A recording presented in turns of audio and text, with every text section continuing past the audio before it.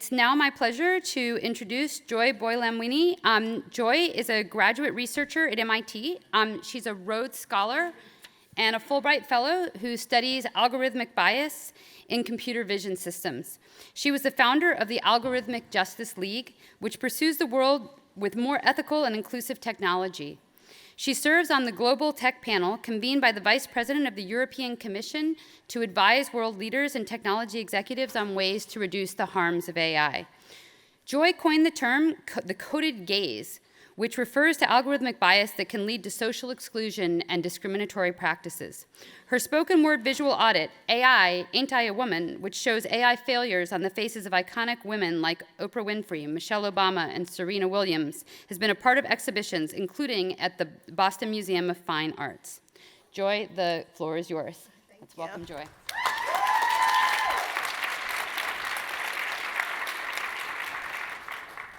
Hello, hello. I see people are trickling in, so I'll stretch out the introduction just a little bit. I am a poet of code telling stories that make daughters of diasporas dream and sons of privilege pause. I'm also a computer scientist. So people usually ask me, what is this whole poet of code thing about? And I say it's about POCs. People of color, right? Different perspectives in tech.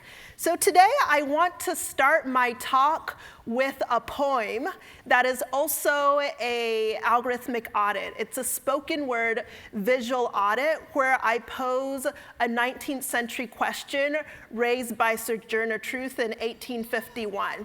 So in the 19th century, she asked a room maybe like this, ain't I a woman, as a question of affirming her humanity.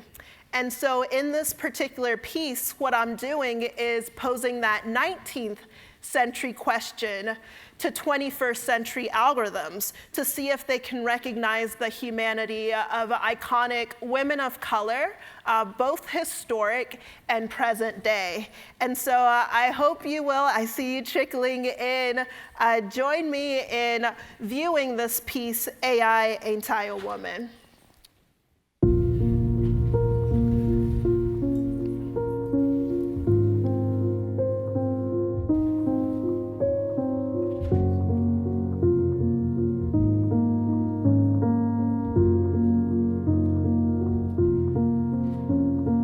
My heart smiles as I bask in their legacies, knowing their lives have altered many destinies. In her eyes, I see my mother's poise. In her face, I glimpse my auntie's grace. In this case of deja vu, a 19th century question comes into view. In a time when Sojourner Truth asked, ain't I a woman?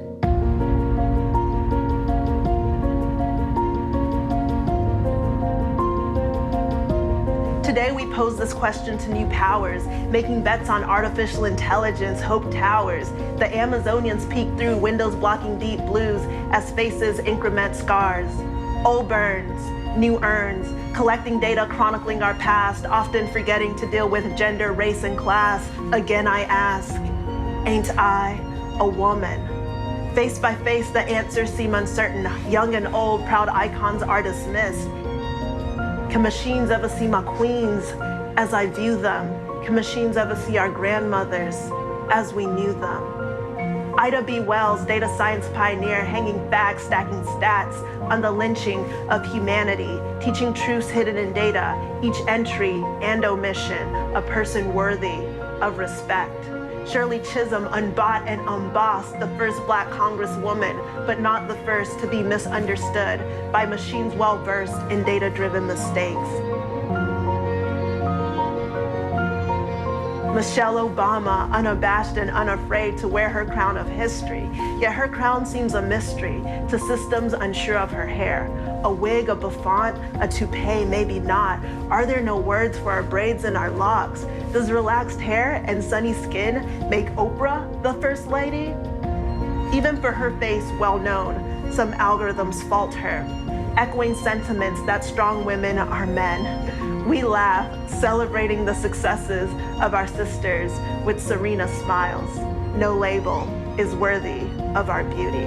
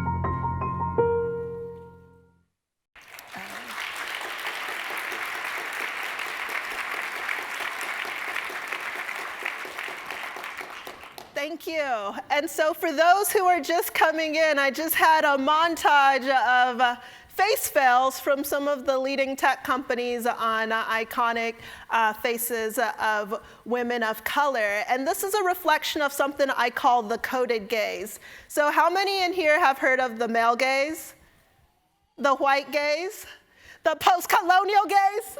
Okay, come on, Stanford. Right, to this lexicon, I add the coded gaze, and it is a reflection of the priorities, the preferences, and sometimes the prejudices, intended or otherwise, of those who have the power to shape technology.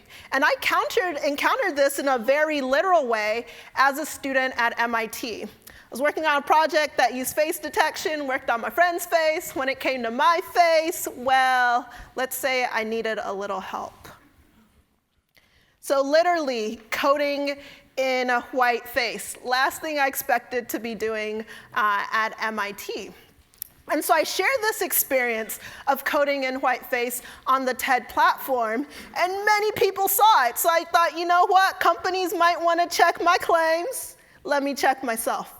And I ran my TED profile image across facial analysis systems from many different companies. Some didn't detect my face, as you saw, and the ones that detected my face labeled me male. Now, this seemed like a bit of an inconvenience until I started reading reports about law enforcement use of facial analysis technology. This Georgetown report that came out in 2016 showed that 1 in 2 adults, over 130 million people in the US, has their face in a face recognition network that can be searched unwarranted using algorithms that haven't been audited for accuracy.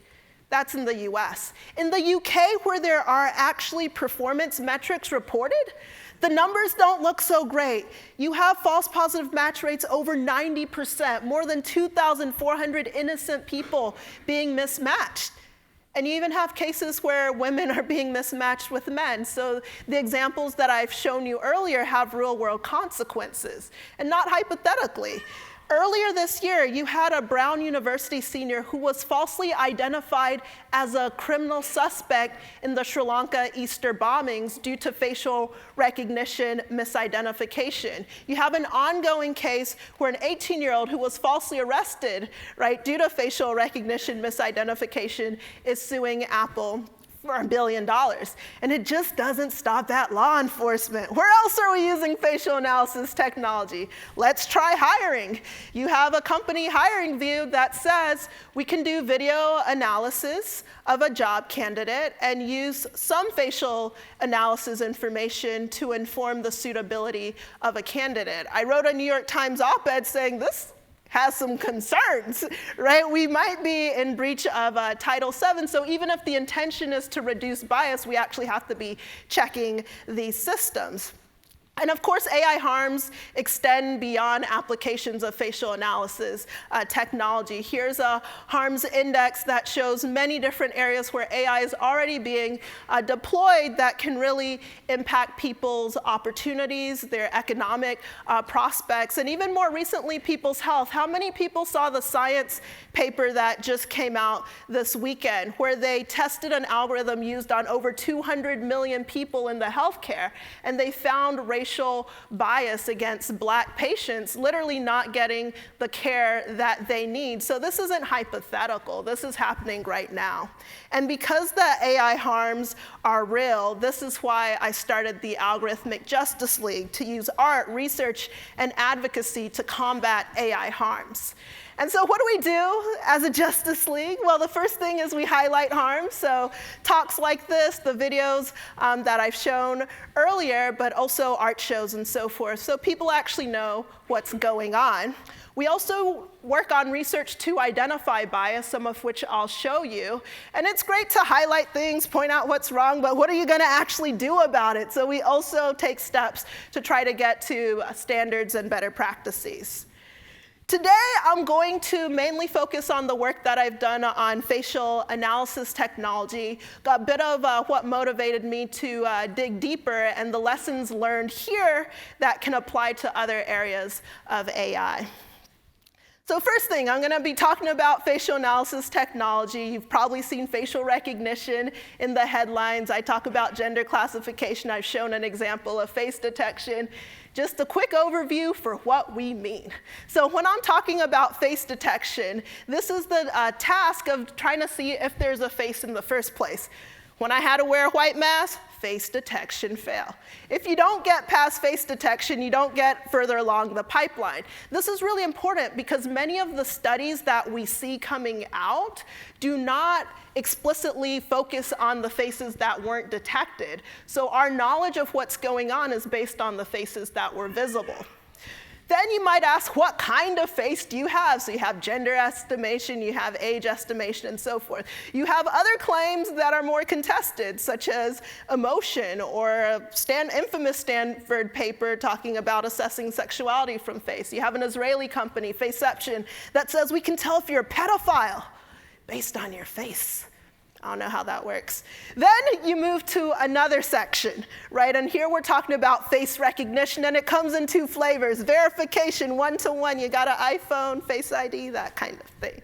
Now, the one that takes the cake, that gets people very riled, is face identification, because this is when you're doing one-to-many matching, right? So thinking of looking for, let's say, a person of interest, a criminal suspect. So when we're reading various reports, it's not all the same thing, and when people are saying ban face recognition, it doesn't all mean the same thing. I believe it's very important because the legislation that's written has to be specific to what is meant when these terms are being used. All right, now the biggest lesson I've learned in doing this work is you have to question gold standards, you have to question the status quo. Case in point, in 2014 there was much rejoicing in the face space. Why? Facebook pulled out a paper called Deep Face, saying that they had achieved 97.35% accuracy on the gold standard of the time. This seems good. But the problem is when we look at reports like this, we can get a false sense of progress. And so if you look at the gold standard, just in aggregate, this seems like a good result. But once you start to dig a little deeper, you have to ask, accurate on who? And so when you break down labeled faces in the wild, you see that particular benchmark was 78% male, 84% white. So this got me just starting to look at benchmarks in general. So at the time, I looked at a benchmark from the National Institute for Standards and Technology. They do the benchmarks for facial analysis tasks for companies all around the world. And at the time when I looked at it, I saw that it too had a gender skew, right? We're 75% male. I looked at skin type, and I saw that it was predominantly lighter skin. But then I took it one step further, and I did an intersectional breakdown. And this is what really revealed to me why I was having issues using facial analysis technologies where the research I was reading said we're good, right? We've arrived, vision is here, voice recognition is here, self-driving cars soon. I'm like, wait, let's look back at the data and see what we're seeing. And so in this case, I saw that for darker skinned women, less than 5% of the data set even included them. So even if you did poorly there, it wouldn't really matter for our metrics of success. And they're more skewed data sets, right? If you're thinking, oh, that's 2015, doesn't really apply. Here's a paper coming out from IBM looking at some of the most prolific data sets that are used to inform our understanding as a research community of what's going on in facial analysis. And again, we're seeing major skews that make a difference because this isn't the training data per se. This is the data by which we're measuring progress. So if we're talking about machine learning, which tends to be what we mean when we say AI in this day and age, data is destiny. And right now, our current ways of collecting data are destined to fail the rest of the world. And so we can't have benchmarks that are mainly pale and male informing our decisions of the capabilities or even limitations of certain technologies. And what I was curious about is you got a lot of smart people working on this technology. How did we end up with these skews? So I specifically looked at the government benchmark, IJB-A, and I saw that they focused on public officials, right? So who tends to hold power? Anybody? Okay, so if that's your data set, you're going to get what I'm calling a power shadow. There you're seeing a power shadow of who holds political office. Then I started wondering, well, why so many lighter-skinned individuals, right? And here we're talking about companies scraping data from the internet. Right? And so there are two things that happen. Once, usually you're using a face detector, right? We talked about face detection. So if you don't detect the face in your automated scraping, even if there were other faces that could have been included, you already don't get those. And then you look at the data that's available, and it's also overwhelmingly lighter-skinned individuals. So these power shadows manifest when we're thinking about representation, where we get skews, but it can also manifest in terms of amplifying existing inequalities. So the science paper that came out showing explicit and extreme racial bias when it came to risk assessments for patients, what that was showing was a reflection of society, and it was a reflection of systematic bias against Black individuals. And so power shadows can be representational skews, or they can be reflections of systematic inequalities. The point is they're embedded in the data, and if we're not intentional about addressing them, we will propagate inequalities. So, given all of this, I decided to focus my MIT thesis on getting an understanding of how facial analysis systems being deployed in the real world, being sold by some of the largest companies, many you've heard of, were working. And I decided to focus explicitly on gender classification. Now, before I could do this work, because of the data skews that I've shown earlier, I had to create a new benchmark. And to create this new benchmark, I went back to the halls of power. It's called the Pilot Parliaments Benchmark. And what I did was I went to the UN Women's website, and I got the list of top 10 nations by their representation of women in power. Rwanda led the way, right? Over 61% women in power. US was nowhere close. I chose the top 10, and I chose European countries, and I chose African countries to try to get a spread of skin type. After doing that, we labeled the data using binary gender labels, not because gender is binary, but because these are the labels that we were getting from the companies. And I would highly recommend looking at research from people like Morgan Klaus that's looking at how we're even conceiving gender in the first place. I also did something a little different. Instead of labeling by race, which is coarse, it's a social construct, I mean, Barack Obama, light skin, he's Black, I'm Black, we don't quite have the same phenotype. And so because of this, I started looking at skin classification, and I used the Fitzpatrick skin type scale. The Fitzpatrick scale itself has a skew. When it first came out in the late 70s, there are only 4 categories. 3 different ways to burn if you're white, which I didn't know until I did this research. And then a 4th category, which was the rest of the world. In the 80s, they extended it. But I'm pointing this out to say limited understanding of gender, skewed Fitzpatrick skin type scale, we start somewhere. This is where I started. So, using the new Pilot Parliaments benchmark, the Fitzpatrick skin type classification, gendered binary labeling, I wanted to know how accurate systems from these companies were when it came to guessing the gender of a face. And so if you look at aggregate accuracy, which is generally what we see when we make claims like we've arrived in vision or face whatever space, it might seem okay, right? IBM 88%, maybe they get a B, Microsoft 94, Face++ 90%, really depends on the grading curve. Either way, it seems all right. But when we start to break it down, this is where the disparities emerge. And so what we're seeing is for all of these systems in aggregate, they work better on male-labeled faces than female-labeled faces. When we look at skin type, again, working better on lighter faces than darker skin faces. Now, usually analysis tends to stop here, single axis analysis. We took it a step further, and we did intersectional analysis inspired by legal scholar Kimberly Crenshaw, who showed in 1989 that single axis analyses was not enough to understand the lived experiences of people who had more than one identity that was being discriminated against. And so because of this is why I broke it down in this manner. So when you do the intersectional analysis, what do you see? Perfection is possible for the pale males, 100%. Oh my God, I was like, okay. Not so much for other groups as we saw. So here in this case, darker skinned females are the worst performing.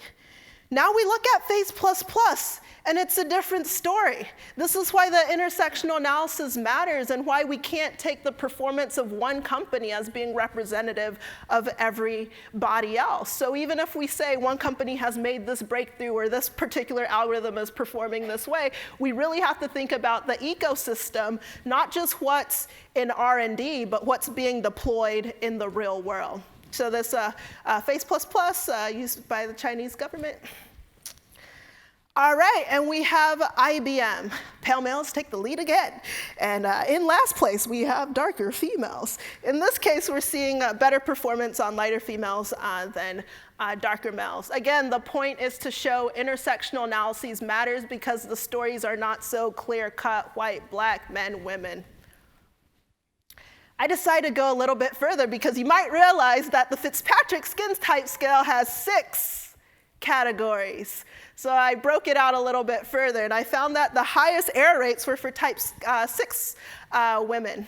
Women like me. What do you know? 47% error rates on a binary classification test. Who can tell me what the chances are of getting it right on a binary classification test? Commercially sold products. I was shocked. I sent it to the companies. I got different responses. IBM was the first to reply back, and in fact, they actually released a new model the day that I shared this research. And one of the things I want to do is just take a moment to reflect on what I learned from that particular study. So the first thing is intersectionality matters, right? Aggregate statistics can mask important differences and give us a false sense of progress. And breaking it down just for one company doesn't necessarily tell you the story for everyone. The other thing I saw that continues to persist is we have supremely white data. This matters. If we have, let's say, pedestrian tracking algorithms that have majority lighter-skinned individuals, and we think our pedestrian tracking systems are working well, we don't actually have a full representation. And so here we're failing on robustness as engineers. So I would recommend including the undersampled majority, right? Women and people of color, these are not edge cases, minority edge, this is major. The other thing is change is a matter of priority. I can't tell you how many people came up to me and said, well, you know, you're dark skin, the limits of physics, skin reflectance. The laws of physics did not change from December 2017 when I sent the results to January when updates were made. The laws of physics, to my knowledge, did not change. So after this first study, I did a follow-on study, Actionable auditing, where we piloted this notion that we borrowed from infosecurity. So in InfoSec, you have coordinated vulnerability disclosure, right? You find an issue, you let people know, you try to do it in a way that doesn't antagonize, but does lead to change. So we did the coordinated bias disclosure. And so the first 3 companies we audited, we used this approach. The 2 we added, we did not use this approach. And this part of the story will come back a little bit later. Some of you might already know. So anyways, we looked at our initial targets, and then we added 2 non-targets based on public statements they had made about facial analysis technology. So what do we see? We definitely see a marked aggregate improvement for our target companies. We don't know the baseline for the non-targets, only that their 2018 performance was closer to the 2017 performance of the target companies. For our target companies, we see that we are seeing a disparity gap closing on this particular task, even though the direction of bias persists.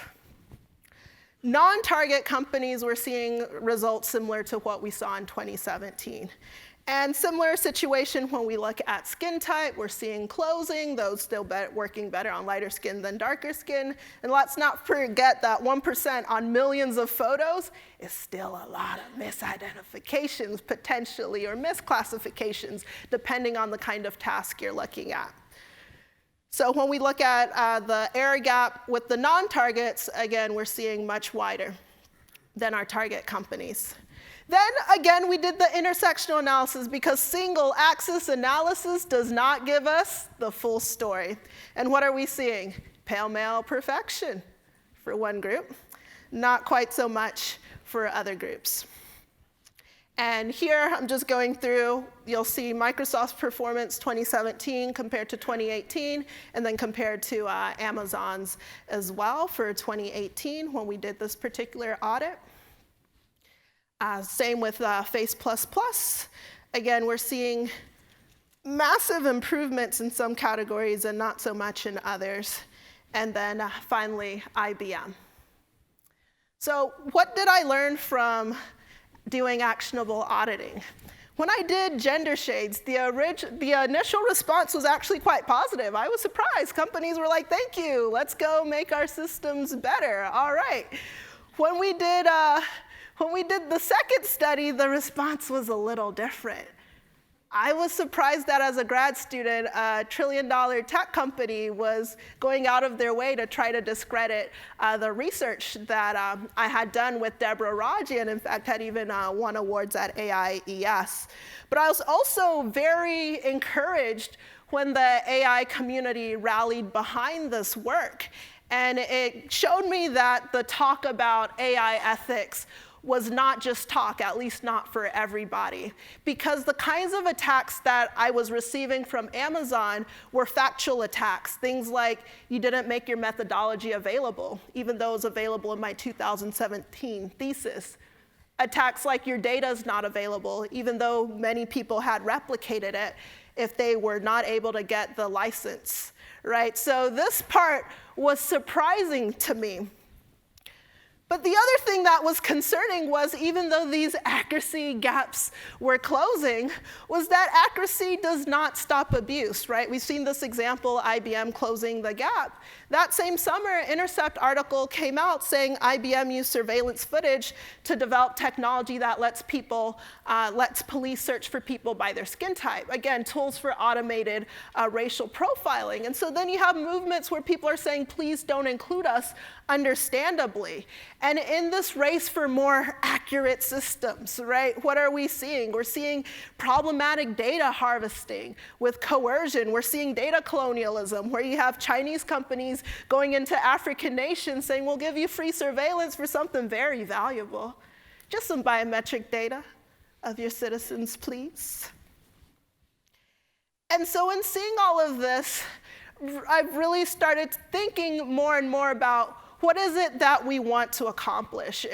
Are more accurate systems that can be used to strengthen oppressive social technical regimes what we want to aim for? And if the answer is no, then we really have to start moving away from these notions of algorithmic fairness based on statistical parity and some kind of optimization metric, and start thinking about what does it look to move towards algorithmic justice, where we're really concerned about harms and benefits and the distribution of that.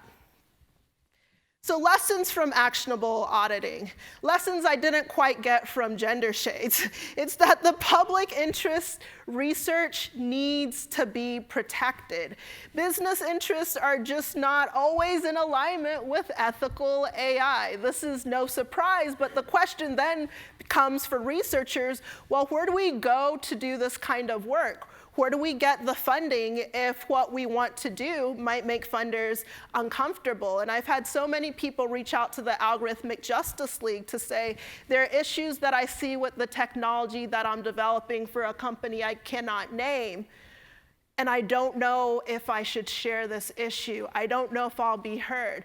I don't know if I'll get the funding I need to support my lab, and so we don't do it. And I think this is a huge loss to the whole community. So we really need to be thinking about, are there ways we can have funding structures that allow full-throated critique where necessary?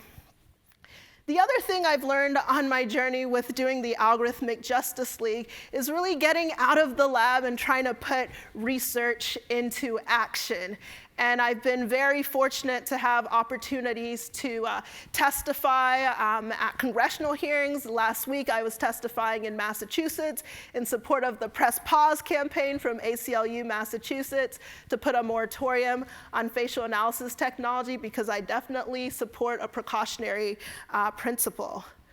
But we also know legislation takes time, it can be patchwork and so forth. So we also have something called the Safe Face Pledge, which companies can take to make actionable commitments towards mitigating abuses of facial analysis technology. The first commitment, which gets many large companies off of the potential list, is committing to not using facial analysis technology in lethal situations. But I think this is a minimal categorical area we can carve out, given what we know about the misuse of these systems, as well as the accuracy disparity. So if you feel moved to do something today, go to safefacepledge.org and sign up if you support it. And I'll end there, so thank you.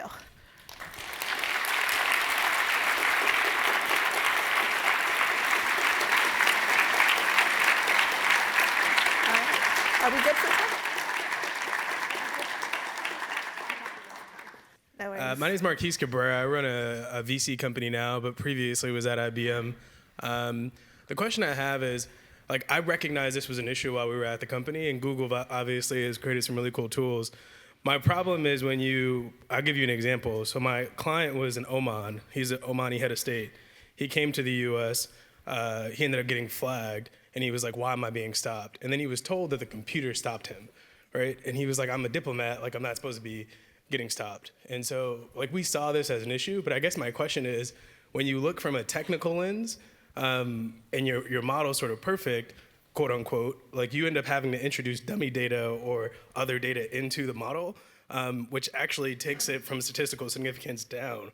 So when you start to think about how to create that racial fairness that you were talking about, how do you actually not how do you not pull down your model's statistical significance in so much to get more racial fairness? And that's kind of been the absolutely. There's always a question of trade-offs, which is why, again, I'm moving from this notion of algorithmic fairness to algorithmic justice, where we're thinking about the trade-offs of the costs. So what is the cost to this diplomat, right? And I think here what we have to do is prioritize the most marginalized and the most vulnerable groups when we're thinking about optimizations.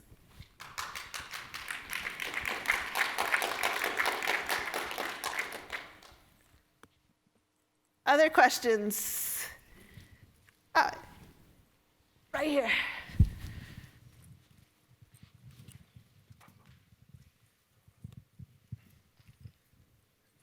Could you talk about some of the risks and possibly opportunities? Maybe you see more of the risks associated with technology and law enforcement. For example, Amazon's Ring, which started out as a consumer security device, which now seems to be turning into a lot of integrations with police municipalities. Yes, so one of the major issues we have with a situation like the Ring is just any kind of meaningful transparency. And as somebody who started out as a technologist, I used to be like, why do we need regulation? We're gonna figure this out. Enough data, we got this. People are generally good. As I've been doing more of this work, I've seen that if you have that approach and you do the moral outsourcing of we build a system, other people will figure it out, we're not necessarily safeguarding humanity. And if we care about making sure that the technology we create is positioned to do as much good as possible, it means being transparent. And so when I see an operation like Ring, where to my understanding, Amazon is not sharing who's using it or how the tools are being implemented, and we're seeing, at least when I talk to organizations like ACLU, data from Ring being then given to police departments, then being used to target individuals, it has real world consequences. So it's understandable somebody might want to have a security system for their home, but we have to think about the ecosystem and what that means for civil liberties, what it means for privacy as well. Thank you for your question. Oh, we got more hands. Lady in the back. Hi, thank you for your talk. So I liked your point about we need to protect public interest research. What do you think are the avenues that we should look to develop, like who is funding that kind of research and making sure that it isn't influenced by companies funding those groups? Absolutely. I believe in getting money from companies and something called taxes.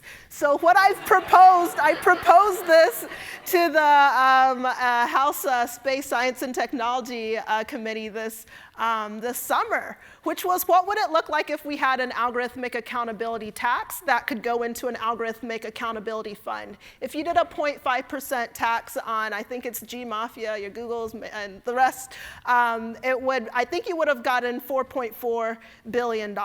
And there's the Algorithmic Accountability Act that has actually, it has stipulations for companies that would be considered those who are using AI systems in robust enough ways that could impact society. So this would not only allow more research dollars than, say, the $7.3 million that Amazon gave to NSF, which is only 0.03% of their entire research spend for 2018, but real money that could go towards public interest research, but could also go towards redress, because it's not just enough to do research to reveal harms. We also need mechanisms to redress harms as well. Oh, we got so many hands. Your hand has been up for a while. Yes, in the middle. Yes, please.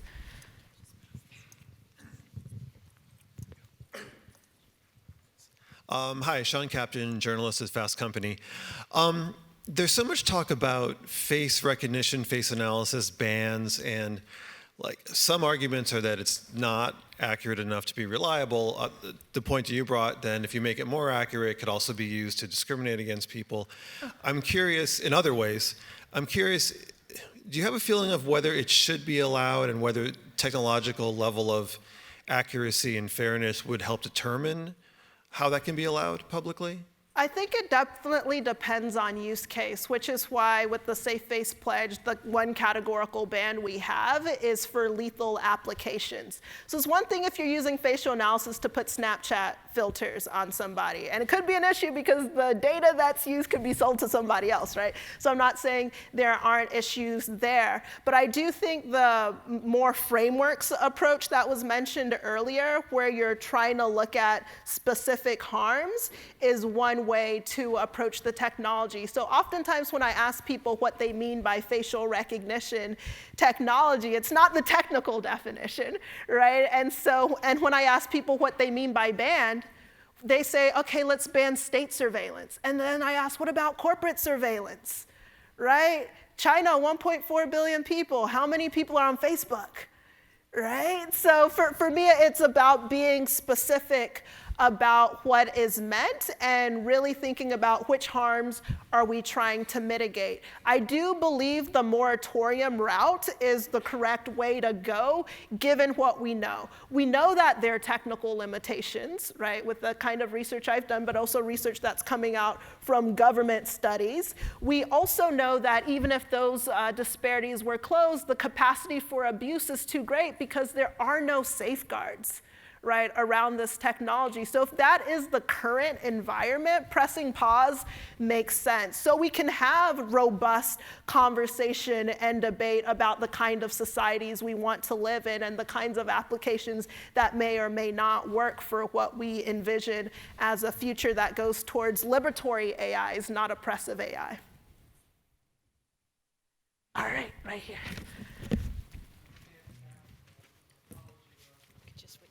Very concerned about the AI use of biased data.